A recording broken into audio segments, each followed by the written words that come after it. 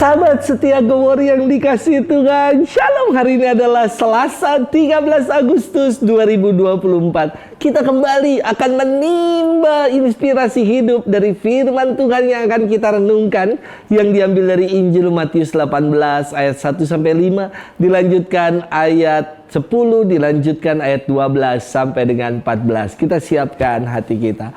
Haleluya, haleluya, haleluya. Terimalah bebanku dan belajarlah daripadaku, sebab aku ini lemah lembut dan rendah hati. Haleluya, haleluya, haleluya. Tuhan bersamamu dan bersama rohmu. Inilah Injil suci menurut Matius. Dimuliakanlah Tuhan. Sekali peristiwa datanglah murid-murid dan bertanya kepada Yesus, siapakah yang terbesar dalam kerajaan surga? Maka Yesus memanggil seorang anak kecil dan menempatkannya di tengah-tengah mereka, lalu berkata, aku berkata kepadamu, sungguh jika kalian tidak bertobat dan menjadi seperti anak kecil ini, kalian tidak akan masuk ke dalam kerajaan surga. Sedangkan barang siapa merendahkan diri dan menjadi seperti anak kecil ini, dialah yang terbesar dalam kerajaan surga. Dan barang siapa menyambut seorang anak kecil seperti ini dalam namaku, ia menyambut aku. Ingatlah, jangan menganggap rendah seorang pun dari anak-anak kecil ini, karena aku berkata kepadamu, malaikat-malaikat mereka di surga selalu memandang wajah Bapakku yang di surga.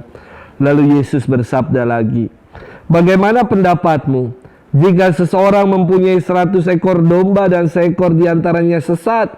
Tidakkah ia akan meninggalkan yang 99 ekor di pegunungan, lalu pergi mencari yang sesat itu? Dan aku berkata kepadamu, sungguh jika ia berhasil menemukannya, lebih besarlah kegembiraannya atas yang seekor itu daripada atas yang ke-99 ekor yang tidak sesat. Demikianlah pula Bapamu yang di surga tidak menghendaki seorang pun dari anak-anak ini hilang. Demikianlah sabda Tuhan. Terpujilah Kristus. Sahabat setia Gowori yang dikasihi Tuhan, Shalom. Dalam safari misa lingkungan beberapa waktu lalu, dalam rangka pesta nama gereja Regina Coeli, ada seorang anak kecil yang ngobrol sama saya dan ia berkata kepada saya begini, Romo, you know envious. What? Saya bilang, envious? I don't know about it. Lalu anak ini mulai buka Google dan menjelaskan apa itu envious kepada saya. Oh, ternyata envious itu dari kata envy, yakni sikap iri hati. Saya bertanya kepadanya, kenapa kamu merasa iri, Kak? Lalu dia mengatakan kepada saya, Romo, teman-teman saya ketika masuk sekolah cerita bahwa dia liburan ke luar negeri, main ski, naik cruise ke Disney, sementara saya hanya di rumah saja. Saya katakan kepadanya, Kak, kamu tetap harus bersyukur. Kamu punya waktu liburan untuk mengembangkan diri.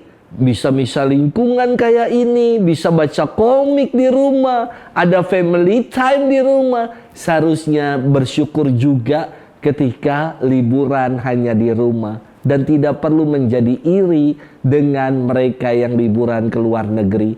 Suatu hari nanti kamu juga, Kak, akan bisa pergi. Jadi jangan iri. Sahabat setia Gowori yang dikasihi Tuhan, firman Tuhan hari ini sangat inspiratif. Ketika para murid bertanya kepada Yesus, siapakah yang terbesar dalam kerajaan surga? Yesus menempatkan seorang anak kecil di tengah-tengah mereka. Tindakan Yesus ini menjadi tindakan yang penuh dengan makna. Menempatkan berarti memberi tempat, memposisikan atau memberi kedudukan. Yang ditanya oleh para murid siapa yang terbesar, dan Yesus menempatkan, mendudukan, memposisikan yang terkecil. Inilah yang saya bilang tindakan penuh makna.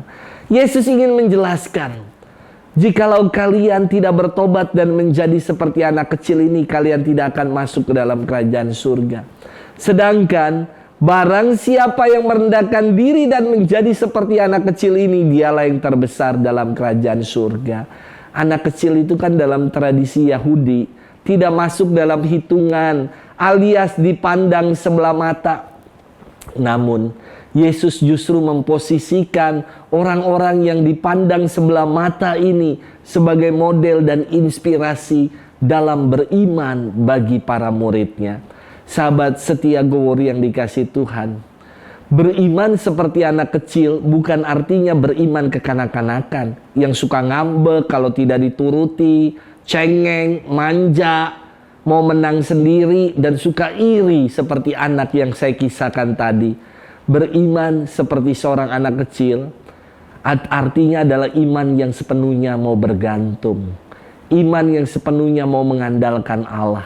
Seperti seorang anak yang selalu menggantungkan hidupnya pada orang dewasa, menggantungkan seluruh dirinya pada orang tuanya. Demikian juga iman kita yang seperti seorang anak. Kita mau mengandalkan Allah sepenuhnya dalam hidup kita. Sudahkah kita punya iman yang macam itu? Iman yang selalu haus untuk semakin mengenal Allah lebih dalam, lebih dekat lagi. Semoga itu yang kita upayakan. Selamat bermenung dan Tuhan memberkati kita selalu, Bapa dan Putra dan Roh Kudus. Amin.